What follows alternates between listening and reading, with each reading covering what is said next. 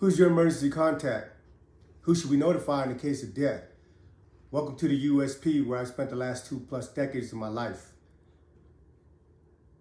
You know, I talk about the penitentiary, the USP.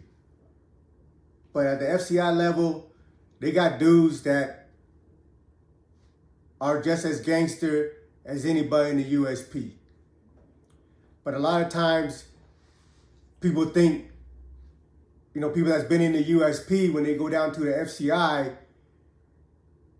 they come with that attitude like, yeah, I've been in the penitentiary and I'm this and I'm that.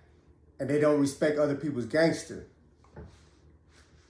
At the end of the day, homie, we don't determine where we go. Whether we go to the FCI or we go to the penitentiary. Now, the camp is another animal in itself. Camps are basically reserved for white-collar crimes and nonviolent crimes and people that tell. But at the FCI and in the penitentiary, it's just however the administration and the courts feel about you, how they designate you, and how they do your points. So me being in the penitentiary doesn't make me any more gangster than the people that are doing time in the FCI. And as if you follow this genre, there's shit that goes off in the FCIs too. Just like I mentioned in the last video, T.I. had a race riot, that they emptied out our M block out to make room to make it for the people in T.I. Now, my T.I. is Terminal Island. It's an FCI out in California. Now, mind you, when all the bus came that was brought from T.I. to Lompoc, a lot of them, more than 50% of them, wouldn't hit the compound because they were scared, because a lot of them were fucked up and foul or whatever. But there was a lot of dudes that was in Terminal Island that got brought to Lompoc that did hit the line, So in this particular day, I'm back in DA. I told you they had split the block up and spread us out to a different unit. They had put me in EA. But when they closed down the honor program, they brought out a lot of those that wanted to come back to the block. They brought us all back to the block. And I came back to the block. At this time, my cellie just came. He's from, he just came from Lewisburg, the homie K out of New Jersey. And he was my cellie, Laos dude. Well, there was this white boy there that just came from Lewisburg, the Smooth program. And again, you have dudes that, because they've been in the penitentiary, or they've been to the Smooth program, or they've been in ADX, or whatever, some reason they feel, they start getting full of themselves and feeling like, they're more gangster than the rest of the people over there. Well, this kid, I say he's a kid because he's younger than me. He's only like in his 20s. But he was a knucklehead. From what my cellie K was telling me, he's been in Pollock with him, been in another couple other spots with him. Like, he gets it in. He's a knucklehead. And he's known for pushing that knife. Well, while we were in the DA at this time, he was running up some bills, because he's a junkie. He had an addict, he's an addict. And for the most part, he was paying his bills but, with everybody that use drugs or gamble, there comes a time where you overextend yourself, where your family gets tired of you calling home for assistance, or when you run out of money. Because there's a lot of people that come in that are addicts that have resources when they first got arrested, but after a few years, that gets depleted, especially if you're not hustling and and putting that back. So he owed a couple people in the block that were getting tired of his stories and him slow playing them. So the white boys in our block got tired of always hearing his name being brought up with the situation, so they decided to hit him, right? But during this time, we were all locked down for COVID. And during the COVID lockdown, they split our tiers up into 4 sections. You have a downstairs and a second tier. But they split the downstairs in half and the second tier in half, and they're only letting us out for a couple hours each section. So throughout the course of the day during COVID, at first it was like 30 minutes, then it went to an hour, and then finally it went to like 2 hours. So each quarter of the unit will get 2 hours out to use the phone, to shower, and do whatever they do. So during the times that people come out, they're running around hustling, or they're getting hot water for the people that's still locked up in their cell.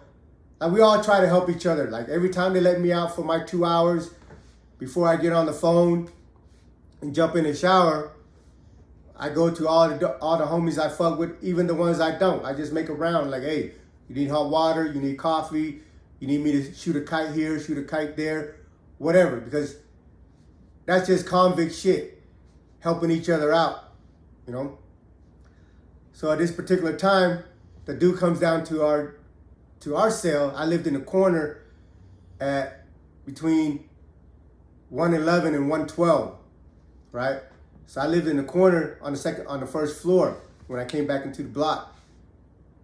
And he knows my cellie K. So they come down, they're always chopping it up through the door. And he was telling K, like, yeah, these white boys, they crying about this shit, but whatever. Like, they ain't never been nowhere. These motherfuckers been at FCIs. They came from an FCI. I've been doing my time in the penitentiary for however long he's been down. He's been in the penitentiary the whole time, been to the Smooth program a couple times. Like I mentioned, from what my cellie was telling me, yeah, dude go hard. He's a knucklehead. But a lot of these dudes a lot of the white boys in our block at this time, they just came across the street from the FCI, Florence, across the street. So for whatever reason, he didn't really have the respect for them that he should. Because at the end of the day, dude, we're all men. And being placed in the FCI or the penitentiary really isn't on you. It's on the administration and the courts. Because there's dudes that's in the penitentiary that are fucking lames, that are do boys, that get extorted. And why are they in the penitentiary? They're not penitentiary caliber according to our consensus, but they're there. Just vice versa, there's dude in the FCI that are monsters, are killers, and the rest. So every day this dude, because the dudes that were trying to get him lived on the second tier. So they weren't able to get out at the same time. But he's an orderly. The dude that I'm speaking of is an orderly. So sometimes the COs will let him out while another range is out to clean the phones or mop the floor or whatever. They let all the orderlies out to help keep the unit clean, because during COVID, they expect you to spray shit down after every time somebody used the phone. They expect you to clean the shower after somebody cleaned the shower. So they have the orderlies, for the most part, are out all day. So he comes down to our cell and he's really talking bad about these dudes. Like, yeah, these dudes ain't been nowhere. They ain't shit, blah, blah, blah. All they've been is FCIs. They don't even know what I'm about. And then he pulls out the knife, that he always keeps on him, and shows my cellie. He's like, yeah, they want to bring me a move. This is what I got for them, right? But when it comes to the white boys, it don't matter if you're the toughest motherfucker on the yard. I mean, when it comes to anybody, it don't matter if you're the craziest dude on the yard. They're going to find a way to get you, period. So on this particular day, he gets locked back in. And they let the bottom tier out. But I'm in the second half of the bottom tier. So the bottom tier that comes out is a couple white boys named Roscoe, and the other one is named White Boy. His name is real, that's his nickname, is White Boy. And I got real cool with him. These were my buddies, And they went back upstairs and got the dude out and told the COs, like, hey, we need some stuff cleaned out, this and that. So the COs went and let the orderlies out during the time that Roscoe and White Boy was out on their 2-hour rec. So when they let the dude out, he comes downstairs because him and Roscoe had words about whatever issue they got going on. And Roscoe, I think I mentioned it before, he grew up boxing, and he's like that with his hand. He's a little dude just like me, but that dude's got hands. I mean, he grew up boxing, and I've trained with him a few times and stuff, and I'm able to handle myself when it comes to situation and all that. But as far as like just pure boxing, like I can't hold his water. Like when you see him hit the bags, it's lightning, pop, pop, pop, pop, pop, pop, pop, pop. And there's a rhythm to it. A lot of people that come through that say they know how to box, this and that, but once they get on that bag, if anybody that box, it's the sound, it's the rhythm as when they're hitting the bag, pop, pop, pop, pop, pop, pop, pop, pop, pop, pop. When somebody is stagnant, when they're boop, boop, boop, when it's not in rhythm, it's not musical, it doesn't sound pretty, then you know that dude that was running his mouth don't know nothing what he's talking about. But this dude Roscoe, he's out of St. Louis. He knew what he was doing. And he's had a few occasions in there where he pieced a few people up, his cellies that he had. For some reason, he doesn't get along with his celly a lot of times, and they end up in a fight. But most of his cellies that he's had are bigger than him. And as far as Roscoe, he's a cool-ass dude, but, he likes to smoke. He functions with different races because, he's out of St. Louis. And one of his best friend is a black dude that's a GD. And when they were in the state joint, they kicked it together. They were cellies. But coming to the feds is a different politic. And he abide by the politics to a certain extent, but he was a man. And he wasn't going to allow people to tell him he can't function with me or fuck with some black dude or some Mexican dude or whatever. And outside the white race, a lot of us that weren't white, that were black, Mexican, and Asian or whatever, native, like we function with Roscoe. We fuck with him tough. But Roscoe also knows that this dude pushes a knife.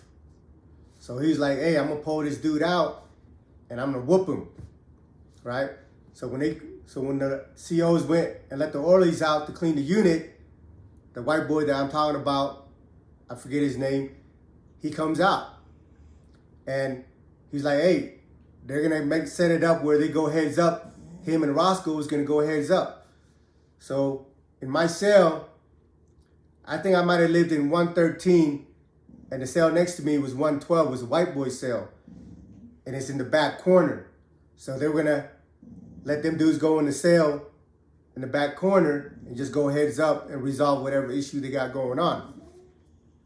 So dude comes down first, and he comes into 112. And when he comes into 112, white boy, his name is White Boy. I'm not calling him just White Boy. His name is White Boy. That's his handle. Roscoe asked him to go in there to go check dude to see if he's got his knife on him. So when White Boy comes down, he goes in the cell and asks dude if he's got a knife on him. Dude say, no, I ain't got no knife on him. White Boy ends up piecing him up. And they're fighting in the corner. Boop, boop, boop.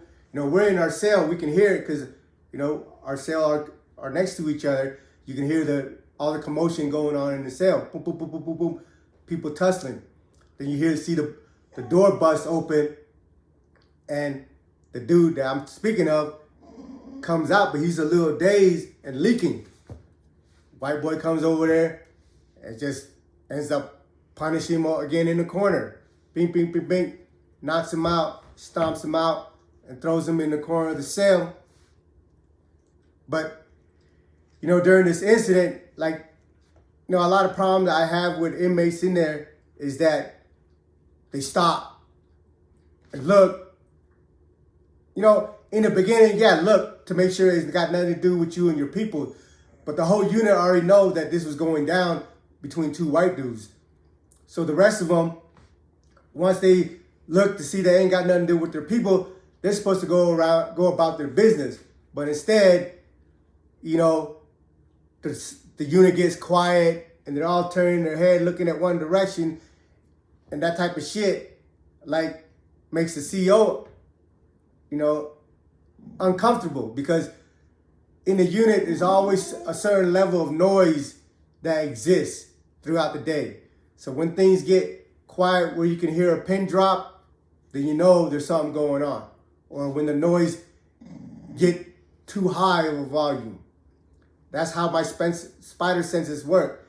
I'm accustomed to certain sounds and certain noise, and then when that deviates, I automatically know there's something going on. I might not know where it's at or where it's coming from, but I know there's something going on, and 9 times out of 10, I've always been correct.